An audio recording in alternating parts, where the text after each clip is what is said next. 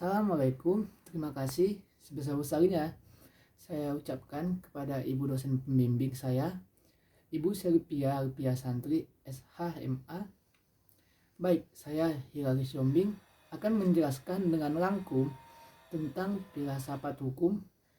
Filsafat hukum merupakan subspesies dan dari genus filsafat yang menjadi induk dari semua refleksi teoritik tentang hukum dengan metode kontemplatif, baik spekulatif dan dedukatif. Filsafat hukum mengkaji secara kritis tentang hakikat hukum sebagai perwujudan nilai, hukum sebagai sistem kaidah, dan hukum sebagai alat untuk mengatur masyarakat. Filsafat lahir di Yunani pada abad ke-6 Masehi, dan dalam bahasa Yunani filsafat disebut dengan filosofia yang berasal dari dua akar kata, yakni yang pertama philos atau philia dan sophos atau sophia.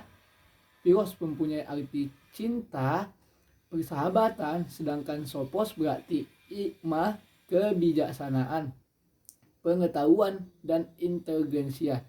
Dengan demikian, maka filosofia ini dapat diartikan sebagai cinta akan kebijaksanaan. Sebagaimana Jan van Kant menjelaskan, hukum sebagai keseluruhan ketentuan kehidupan yang bersifat memaksa, yang melindungi kepentingan-kepentingan orang dalam masyarakat. Pendapat tersebut sejalan dengan pendapat yang dikemukakan oleh Rudolf von Ehlerling yang menyatakan bahwa hukum adalah keseluruhan norma yang memaksa yang berlaku dalam suatu negara. Sebagaimana juga Hans Kelsen juga melengkapi dua pendapat filsuf sebelumnya dengan mengatakan bahwa hukum adalah kesatuan norma-norma bagaimana orang harus berperilaku. Istilah filsafat hukum dalam bahasa Inggris yakni philosophy of law. Kemudian di Jerman menggunakan dengan istilah Philosophie des Rechts. Dan filsafat hukum menjadi rujukan ajaran nilai dan ajaran ilmu bagi teori hukum dan ilmu hukum. Jadi hukum dengan nilai-nilai sosial budaya bahwa antara hukum di satu pihak dengan nilai-nilai sosial budaya di lain pihak terdapat kaitan yang erat. Kaitan yang erat antara hukum dan nilai-nilai sosial budaya masyarakat ternyata menghasilkan pemikiran bahwa hukum yang tidak baik atau hukum yang baik adalah hukum yang mencerminkan nilai-nilai yang hidup di dalam masyarakat. Demikian menurut Aristoteles, kedudukan filsafat hukum dapat diuraikan sebagai demikian. Yang pertama, logika. Ilmu ini dianggap sebagai pendahuluan bagi filsafat. Filsafat teoritis dalam cabang ini mencakup 3 macam ilmu, yakni fisika yang mempersoalkan dunia materi dari alam nyata. Yang kedua, matematika yang mempersoalkan benda-benda alam dalam kuantitasnya. Dan yang ketiga, metafisika yang mempersoalkan tentang hakikat segala sesuatu ilmu metafisika.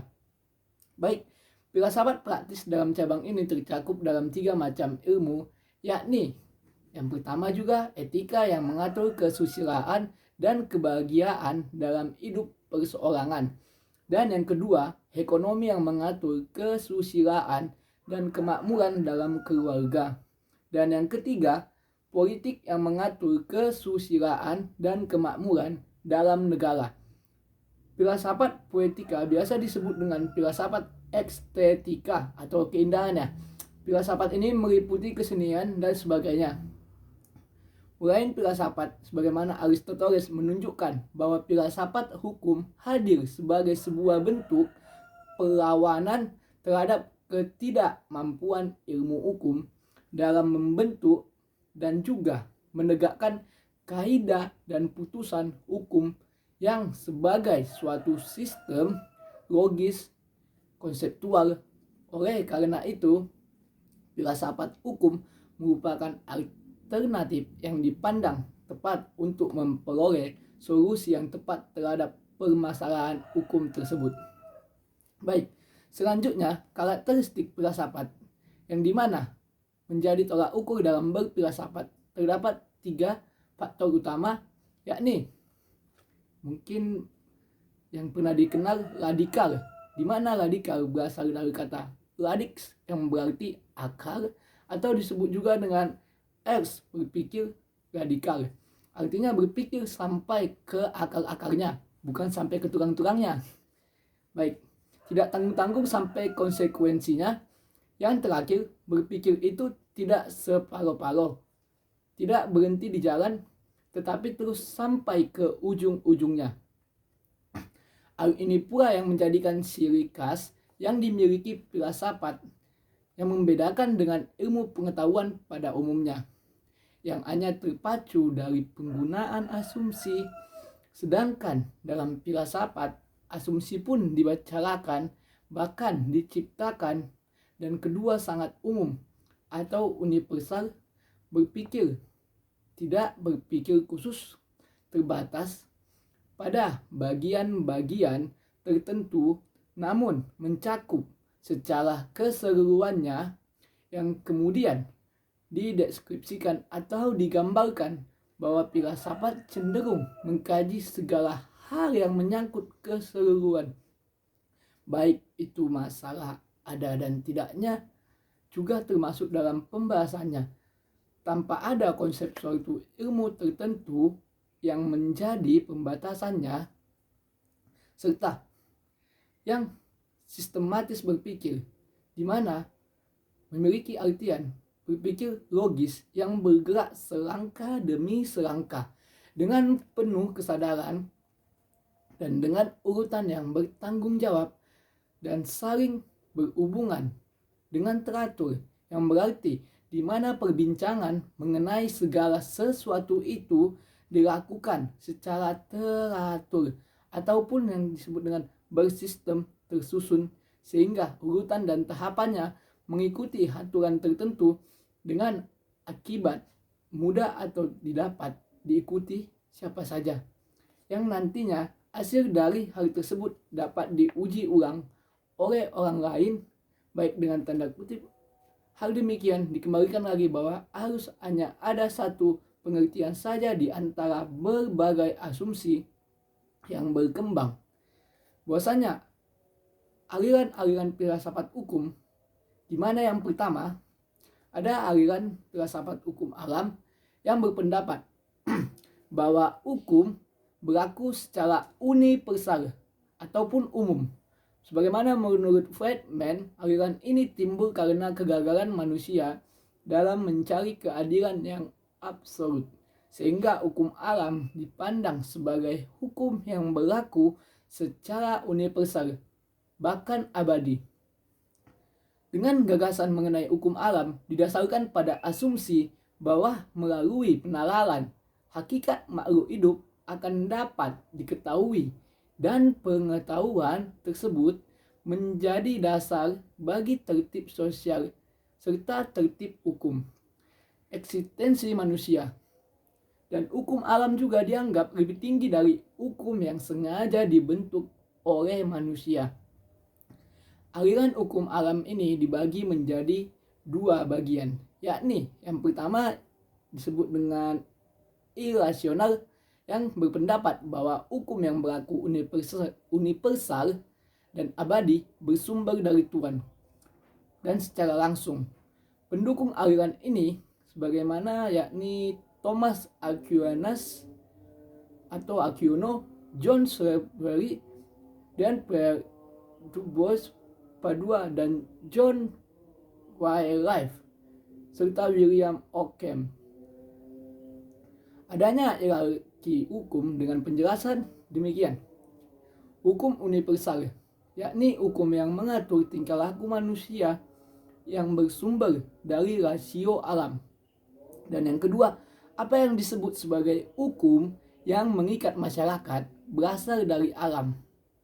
Dan ketiga, hukum yang juga bersumber dari prinsip-prinsip alam tetapi dapat diubah oleh penguasa, yakni Tuhan adalah pencipta hukum alam yang berlaku bagi semua di tempat dan waktu. Berdasarkan akalnya, manusia dapat menerima hukum alam tersebut. Yang manusia dapat membedakan antara yang adil dan tidak adil, buruk atau jahat, dan baik atau jujur. Hukum alam yang dapat diterima oleh manusia adalah sebagian saja. Sebagaimana selebihnya adalah hasil dari akal ataupun rasio manusia yang disebut dengan rasional. Sebaliknya, dalam aliran ini mengatakan bahwa sumber dari hukum yang universal dan abadi adalah rasio manusia. Pandangan ini muncul setelah pada zaman Leaniansky. Pada saat rasio manusia dipandang terlepas dari tertib ketuhanan atau lepas dari rasio Tuhan, yang berpendapat bahwa hukum alam muncul dari pikiran ataupun rasio manusia tentang apa yang baik dan buruk, penilaiannya diserahkan kepada kesusilaan ataupun moral. Kedua, aliran hukum positif. Sebelum aliran ini lahir, telah berkembang suatu pemikiran dalam ilmu hukum yang disebut dengan legisme, yang memandang tidak ada hukum di luar undang-undang. Dalam hal ini, satu-satunya sumber hukum adalah aturan perundang-undangan itu sendiri. Analitis pemikiran ini berkembang di Inggris, namun sedikit ada perbedaan atau perbandingan dari tempat asal kelahirannya. Legisme di Jerman dan di Inggris berkembang bentuk yang dikenal dengan ajaran positivisme hukum. Dari John Austin, yakni Analytical Jurisprudence, Austin membagi hukum atas dua hal, yakni pertama, hukum yang diciptakan oleh Tuhan untuk manusia, dan kedua, hukum yang disusun dan dibuat oleh manusia yang terdiri dari hukum dalam arti yang sebenarnya. Jenis ini juga disebut sebagai hukum positif yang terdiri dari hukum yang dibuat penguasa ataupun pemerintah yang berwenang, seperti undang-undang, peraturan pemerintah, peraturan presiden, dan sebagainya. Hukum yang dibuat atau disusun rakyat secara individual yang dipergunakan untuk melaksanakan hak-haknya. Sebagaimana saya berikan contohnya, hak waris terhadap perwariannya. Hukum dalam arti yang tidak sebenarnya, yaitu dalam arti hukum yang tidak memenuhi persyaratan sebagai hukum. Contoh, dengan ketentuan-ketentuan dalam organisasi atau perkumpulan-perkumpulan. Dan selanjutnya, menurut Austin, dalam hukum yang nyata pada poin yang pertama, di dalamnya terkandung perintah, dan itu juga sanksi, kewajiban, dan kedaulatan. Sehingga ketentuan yang tidak memenuhi keempat unsur tersebut tidak dapat dikatakan sebagai hukum. Baik, selanjutnya, dua ajaran hukum murni dikatakan ke dalam aliran positivisme karena pandangan-pandangannya tidak jauh berbeda. Ajaran Austin dan Enkelsen, seorang neo-Kantian, namun pemikirannya sedikit berbeda apabila dibandingkan dengan Rudolf Steiner. Perbedaan yang terletak pada penggunaan hukum alam, di mana Enkelsen mengkemukakan adanya asas-asas hukum umum yang tercermin dalam Grundnorm ataupun Oxford. Dan yang ketiga, aliran utilitarianisme. Aliran ini dipelopori oleh Jeremy Bentham yang berpendapat bahwa Allah memberikan kebahagiaan dan kesusahan. Manusia selalu berusaha memperbanyak kebahagiaan dan mengurangi kesusahan. Ya, kebaikan adalah kebahagiaan, dan sebaliknya, kejahatan adalah kesusahan. Tugas hukum adalah memelihara kebaikan dan mencegah kejahatan. Dengan demikian, untuk memelihara kegunaan keberadaan yang diperlukan hukum dengan menjaga agar tidak terjadi bentrokan dan kepentingan individu dalam mengejar kebahagiaan yang sebesar-besarnya. Dengan ini perlu ada batasan yang diwujudkan dalam hukum. Jika tidak demikian, maka akan terjadi homo homini lupus, yang berarti manusia menjadi serigala bagi manusia yang lain. Oleh sebab itu, sebagian dari pokok ajarannya ialah bahwa hukum tidak dibuat, tetapi pada hakikatnya, pada dasarnya, lahir dan tumbuh dari dan dengan rakyat, berkembang bersama dengan rakyat, namun ia akan mati manakala rakyat kehilangan kepribadiannya. That's right, as them, dan juga Epso despot sen actum hate. Sumber hukum intinya adalah kebiasaan, yang dimana berarti fox, jiwa bangsa atau jiwa rakyat. Dan kelima, aliran sosiologikal atau jurisprudence, berkembang di Amerika, yang pada intinya aliran ini hendak ingin menyatakan bahwa hukum yang baik adalah hukum yang sesuai dengan hukum yang hidup dalam masyarakat. Sesuai diartikan sebagai hukum yang mencerminkan nilai-nilai yang hidup di dalam masyarakat. Aliran sosiologikal jurisprudence berbeda dengan sosiologi hukum. Dengan rasio, sosiologi hukum merupakan cabang sosiologi yang mempelajari hukum sebagai gejala sosial. Berbeda, sedangkan sosiologi jurisprudence merupakan suatu mazhab atau aliran dalam filsafat hukum yang mempelajari pengaruh timbal balik atau feedback antara hukum dan masyarakat. Sebaliknya, sosiologi hukum sebagai cabang sosiologi yang hanya mempelajari pengaruh masyarakat kepada hukum itu sendiri dan sejauh mana gejala-gejala yang ada dalam masyarakat dapat mempengaruhi hukum, di samping juga diselidiki pengaruh sebaliknya, yakni pengaruh hukum terhadap masyarakat. Dari dua hal tersebut di atas, sosiological jurisprudence dan juga sosiologi hukum dapat kita bedakan. Cara pendekatannya dengan sosiologis jurisprudence, cara bertolak belakang ataupun bertolak dari hukum kepada masyarakat. Sedang sosiologi hukum, cara pendekatannya bertolak dari masyarakat atau bertolak belakang dari masyarakat kepada hukum. Baik, keenam, aliran pragmatic legal realism atau paradigma, hampir mirip ya. Salah seorang sarjana bernama Friedman membahas aliran ini dalam kaitannya sebagai salah satu sub aliran daripada positivisme hukum. Sebab pangkal pikir dari aliran ini bersumber pada pentingnya rasio atau akal sebagai sumber hukum. Sebagaimana pendapat William James bahwa laws found juga dapat digolongkan ke dalam pragmatic legal realism, di samping masuk ke dalam sociological jurisprudence.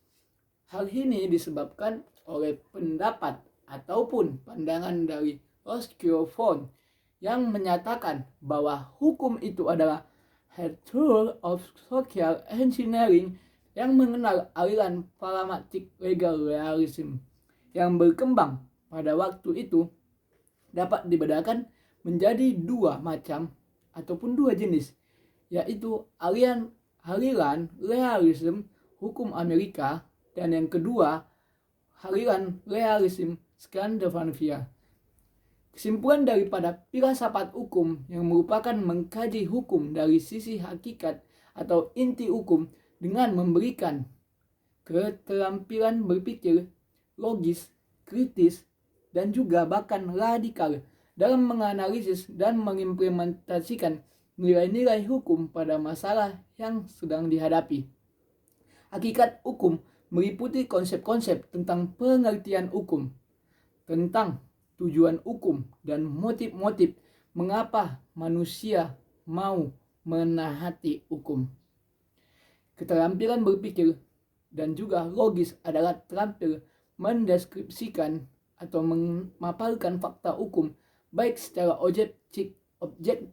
Berpikir kritis adalah menemukan posisi dan relasi sebagaimana stakeholders, dan berpikir radikal adalah menamakan hakikat permasalahan hukum yang dihadapi sehingga dapat menemukan alternatif solusi atau pemecahan masalah hukumnya. Baik, demikian penjelasan singkat saya. Terima kasih.